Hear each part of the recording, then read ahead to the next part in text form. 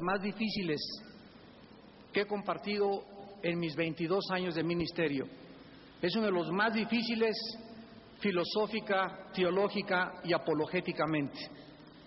Pero vivimos una época, varones de Dios, donde el mundo que estamos enfrentando nos está demandando. Los monitores, el mundo que estamos enfrentando nos está demandando respuestas.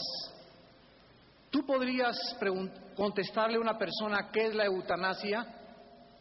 ¿Cuál es la posición bíblica acerca de la eutanasia? ¿Cuál es la posición bíblica respecto a la pena capital o a la pena de muerte? ¿Qué podemos nosotros contestar acerca de la clonación? ¿Hasta dónde llega la clonación, la invasión de la creación de Dios? ¿Y hasta dónde la ciencia puede llegar sin que viole los principios de ética cristianos, experimentar con el genoma humano? ¿Podrías tú contestar acerca de la homosexualidad? Y así podríamos nosotros continuar en esta mañana, porque el mundo que nos enfrentamos es un mundo que está poniendo presión filosófica y moralmente sobre nuestras mentes. Cada vez hay menos cristianos preparados y una de las áreas más olvidadas de la teología es la rama de la apologética. La apologética es la rama de la teología que se encarga de defender la fe. Y cada uno de nosotros, como dice 1 Pedro 3, debemos de presentar defensa con mansedumbre de la esperanza que hay en nuestras vidas. Pablo dijo en Filipenses 1, estoy puesto para la defensa del Evangelio. Y yo en esta mañana quiero defender la teología acerca de por qué Dios permitió el mal, la maldad en el universo. En Romanos 11, versículo 33 al 36, el apóstol Pablo prorrumpe en una alabanza profunda de admiración y adoración y reconocimiento de ese Dios infinito que nos embarga nuestro ser con algo que nosotros no esperamos que pueda ser verdad. Oh profundidad de las riquezas, de la sabiduría y de la ciencia de Dios. Cuán insondables son sus juicios e inescrutables sus caminos. Porque ¿quién entendió la mente del Señor?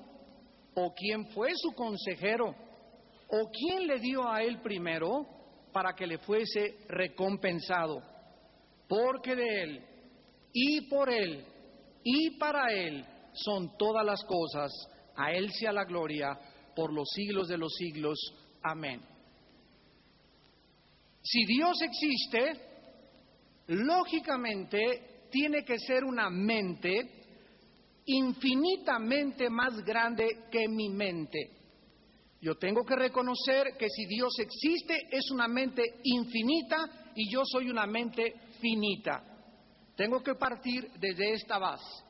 Una vez que yo reconozco mi limitación, mi intelecto, la forma como yo expreso mis razonamientos acerca de todo lo que me rodea, puedo comenzar a caminar con ese Dios infinito, eterno, Hashem Adonai, para que Él pueda, fíjense lo que les voy a decir, para que Él pueda comenzar a revelarme su infinitud a mi finitud, pero Dios necesita para revelarme su infinitud y para que yo comprenda sus pensamientos, Dios necesita que yo sea paciente. Me ha impactado las veces que la Biblia dice, espera en Dios. Espera en Dios. Sobre todo el rey David. Continuamente David llegaba un momento en el que era perturbado por la situación de sus enemigos porque no entendía lo que estaba pasando y David continuamente se decía a sí mismo, alma mía, ¿por qué te turbas dentro de mí? Oh, espera en Dios porque aún he de alabarle. O sea que si nosotros nos desesperamos, nos impacientamos, nos adelantamos al tiempo de Dios o mentalmente tiramos la toalla y decimos porque no lo entiendo, me rebelo contra Dios, nos perdemos la bendición de Dios. Necesitamos como seres humanos, con la humildad que debe de vestirnos, saber esperar en Dios. Muchos ateos, y más bien la mayor parte de los ateos, por cierto, son mi plato favorito.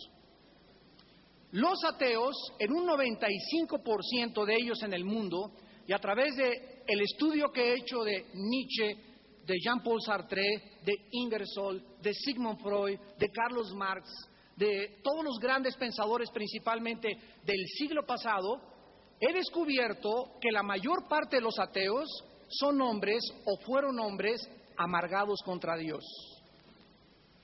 Una de las más grandes argumentaciones que un ateo tiene para negar la existencia de Dios es el tema de nuestra conferencia en esta mañana.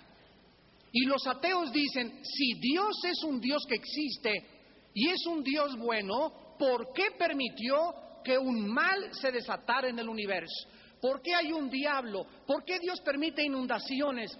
¿Por qué en Honduras son sepultadas las casas junto con los niños? ¿Por qué hay terremotos? ¿Por qué un camión materialista se echa en reversa y mata a una criatura de 5 años? ¿Por qué? ¿Por qué? ¿Por qué? Y déjenme decirles que hay respuestas. Las cosas secretas pertenecen a Dios, mas las reveladas a nosotros y a nuestros hijos. Y yo me estoy convencido que muchos cristianos llegan a un nivel intelectual de asimilación racional, donde dicen no hay respuestas y ahí se quedan. Y se estancan en la expansión de su mente cuando sí hay respuestas, mientras sean y tengan su origen en las Sagradas Escrituras.